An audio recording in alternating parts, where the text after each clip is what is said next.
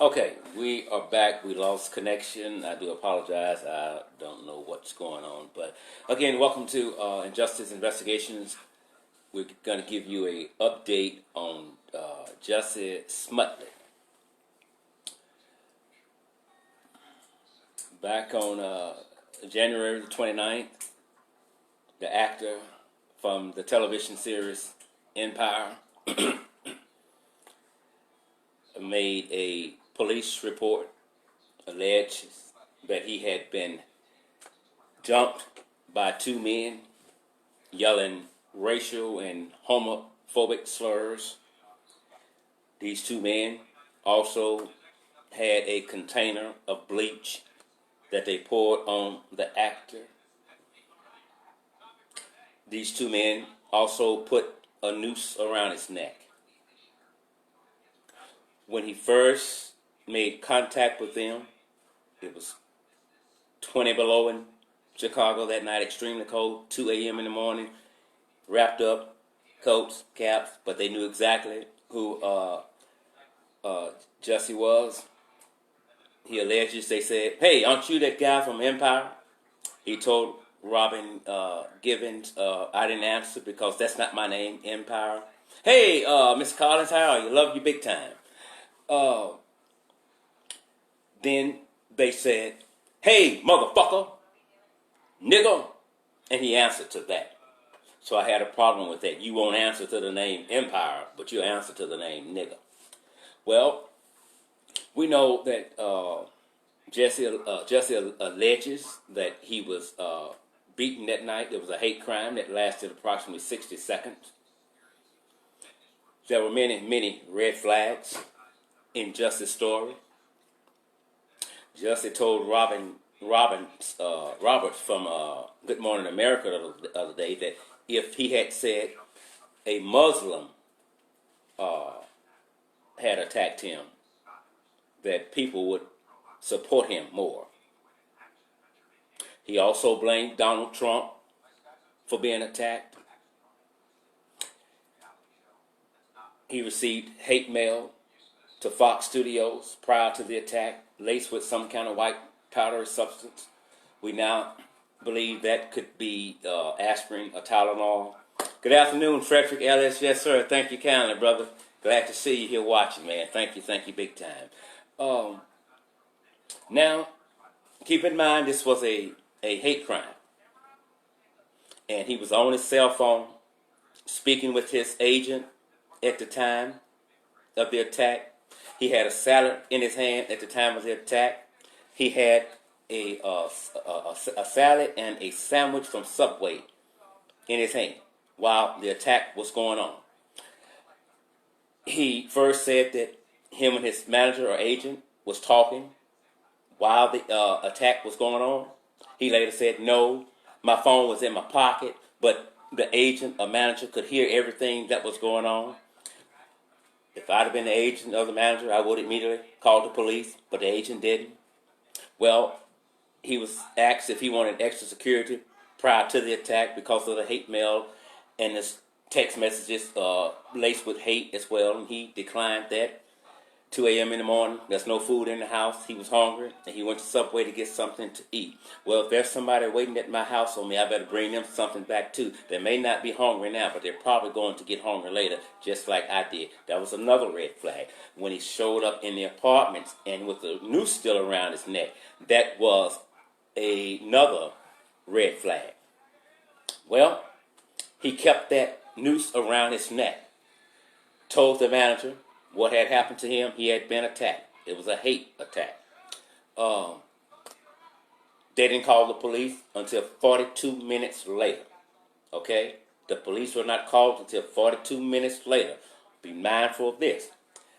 Jussie didn't go straight home that night after the attack. He went the long way. I don't understand that either. Because if I've been attacked, I'm going straight to the house. No, I'm lying. No. If I've been attacked and I still have my phone, after this hate attack, I'm going to try and call the police. I'm going to ask my manager, send my bodyguards now. I'm going to stop anybody I see to tell them what has happened. He did none of that. There was nobody out that time of the night with their cameras to film this. Didn't make any earthly sense. Two white men in Chicago, 2 a.m. in the morning, dressed in all black with a rope around their neck. One of them got a container of bleach. And they saying, make America great again. These two white men are out on a hate mission. They trying to find a black gay man. And I'll be damned. There go Jussie from Empire. Shows up on the scene. Miss Brown, good afternoon. Thank you for tuning in. I'm great. How are you? When the lady calls the police, and I think we've shared that 911 tape on the Injustice Investigations Facebook page, she don't tell him who he is. She simply says that he's known all over, worldwide. But when you come, ask the police officers to cut their body cameras off. As the guy said on my YouTube channel, he's going to be the first black man in U.S. history to ask the police officers to come to his place and have their body cameras turned off. Makes no earthly damn sense. Even if I'm the victim or whatever and I'm calling the police, have your body cams on, anybody around, start filming. I don't know what the hell is going to go on tonight. Film me. That was another red flag. Well, they looked for the container of bleach. Couldn't find it. FBI agents looked. Chicago Police Department looked. Nobody could find the container of bleach. 10, 12 days passed. Couldn't find it. Oh! A reporter from the New York Post shows up on the scene. Let me go and look because maybe the officers missed something. You know, it could happen. So I got the right credentials. I'm going to do my own investigation. Well, breaking news story. I have found the bleach. I found the bleach. The bleach was in a container when it first occurred. When the reporter found the bleach, it was in a hot sauce bottle with just a little bit in it, and it still smelled of bleach. Made no earthly damn sense whatsoever. Another red flag. Well, something's not right. We just can't find no footage of the attack. We saw you going to get something to eat. We saw you coming out. But we can't find no footage. Now, Chicago, believe it or not, has one of this country's best surveillance systems. But they couldn't find nothing. There was a tape now that the police said had a 60-second gap in it. 60-second gap. I think he said the fight lasted about 60 seconds too. Okay, well, they put two people out of persons of interest. You didn't know if they was black, white, male, or female. You didn't know. There was just two bodies. Jussie said, I know that's them. It's blurry. How in the hell do you know? How? He's positive that was them. He sat on TV the other day and he cried, but he tried to make tears come. I'm not believing a damn thing he's saying. Doesn't make any earthly damn sense. The story is just not adding up. If there's a noose around my neck, I'm going to take it off while I'm running home. The police asked, why did he still have it on? Because I wanted y'all to see me. The same thing he told Robin Roberts from Good Morning America. I wanted the police to see me as it happened. Okay, well, what was the purpose of them coming with their body cameras cut off? Another red flag. Bottom line is, I'm not going to keep you in suspense much longer. We are getting reports from reliable sources within the police department that the two men that was questioned here for about 24 hours, they raided their home. They found 5 things of bleach, I think. They found a laptop. They found some shoes they took. Some other things as well. When they landed, the police was at the Chicago airport waiting on them, took them into custody.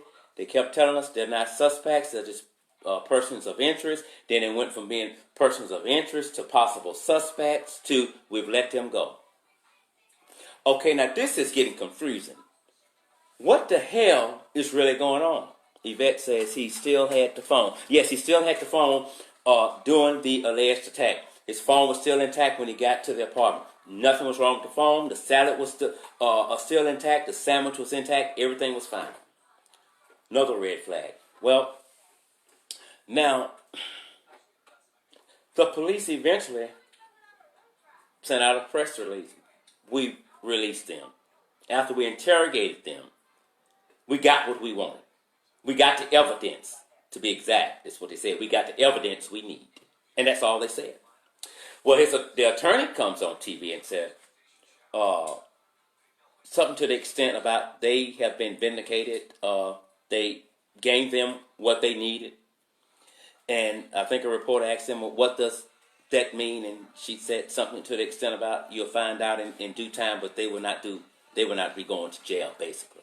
Okay, so I've been telling y'all from day one, and y'all have cussed me out and called me everything but the name on my birth certificate, that Jussie is telling the truth. He would not make this up. Bottom line is, we just got confirmed reports.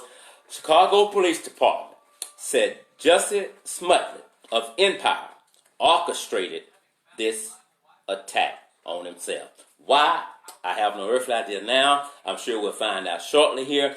But again, the police department are finally coming out. Just watched the report on CNN.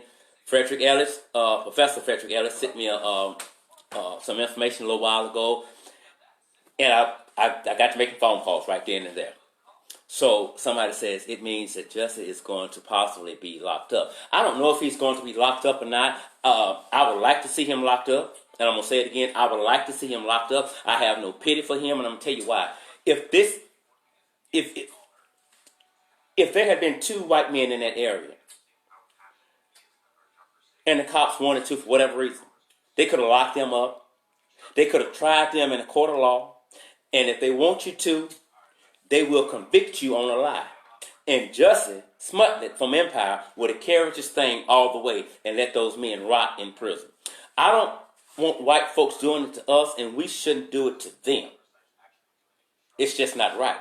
Not only should Jussie Smollett be arrested now that they know the real deal, he should be made to foot that entire damn bill. Do you know how much money it costs to investigate this foolishness? But it all backfired because what Jussie didn't know is that they were in places he didn't know they was at looking. They was in all of his electronic devices and stuff. They was looking at cabs and flights and stuff and what's Lyft drivers and things like that. And they got these two men and they brought them in. And the men told everything that they knew. They admitted to their role in this orchestrated attack by Jussie Smollett from Empire. It is not right to accuse somebody of something that they haven't done. Why he did it, I have no earthly idea. But it doesn't take a rocket scientist to look at you and say, this was not a hate crime. Well, why wasn't it a hate crime? He only had a damn scratch that looked like a 12-year-old did. That's not a hate crime. One of his neighbors said, I don't believe him. Because where we're at, high-rise hotels and apartments, you can really split it. You got 50% black, 50% gay. Doesn't make any earthly damn sense. What he did is inexcusable. And he should be arrested. And I'm sure they're going to arrest him. When they let the brothers go, I knew then, I said, any minute now, Justice is going to be arrested. We had a girl in Winsboro, Louisiana, a few years back, Shamika Moffitt. She said a KKK took her to a park and they set her on fire. 60% of her body was burned. And if you know anything about forensics, you can look and say, no, something ain't right about the way it was at. Just don't add up. She even said they wrote KKK on the car. I didn't believe that. They wrote it with toothpaste or something. Even the KKK is a little more sophisticated than that board. Well, 2 days later, the chief of police from Winsboro, Louisiana, said soon as Shamika Moffitt is released from the hospital, she will be arrested for filing a false police report. She lied. Simple as that. Tawana Brawley, when she came and said those 4 white men one being a police officer, took her and raped her and smeared feces all over her face and wrote racial slurs all over her body. And the wonderful Reverend Al Sharpton came to her rescue. Another lie. These men reputation was stained and will be stained until they die, whether they did it or not. When this happened, Reverend Al Sharpton didn't open his mouth. The NAACP didn't open their mouth. And I brought up these two to say this to you. Had this been a white brother accusing two black brothers of committing a hate crime, they would have been at Fox Studio demanding that they fire Jussie Smollett. Even before the investigation was over, they would have been marching, holding damn rallies, having signs saying no justice, no peace. We can't say we're trying to do away with injustice on one end, but turn our head to the injustice that we're trying to inflict on somebody as if we just don't see it. Right is right and wrong is wrong. They didn't say a mumbling damn word. Now again, for those of you who are just tuning in, I got to get out of here. I'm gonna make this quick. Jussie Smollett from Empire orchestrated this attack. This is coming from the Chicago Police Department. Will he be arrested? I'm not sure. I think he should be. Why else would he go and hire a high-priced attorney? He hired the attorney that was representing Donald Trump's attorney recently. So there's no need for me to hire a defense attorney, and I'm the victim, and I haven't been arrested. He knew he had to hire the attorney because they told him, look, we're going to arrest you. We're going to give you some time to get your lawyer, whatever you need to do. But you know you lied. You know you lied. I have no respect for him. It's just inconceivable why the man would do this. And then you get on stage, and if Tupac was alive, he'd beat himself, talking about he's the gay Tupac. I fought the motherfuckers off. He didn't do nothing. He didn't do a damn thing. I'm so damn pissed at Jussie right now. I'm pissed. It didn't take a rocket scientist to say, man, something ain't adding up with this story. And then you get one of your neighbors to come out and lie with you and say, yeah, I saw a white man about 2 o'clock in the morning hanging around here looking suspicious. He looked like a redneck. At 2 o'clock in the morning, you're out walking your damn dogs, and it's freezing cold in Chicago. So she lied for Jussie. The reporter lied for Jussie.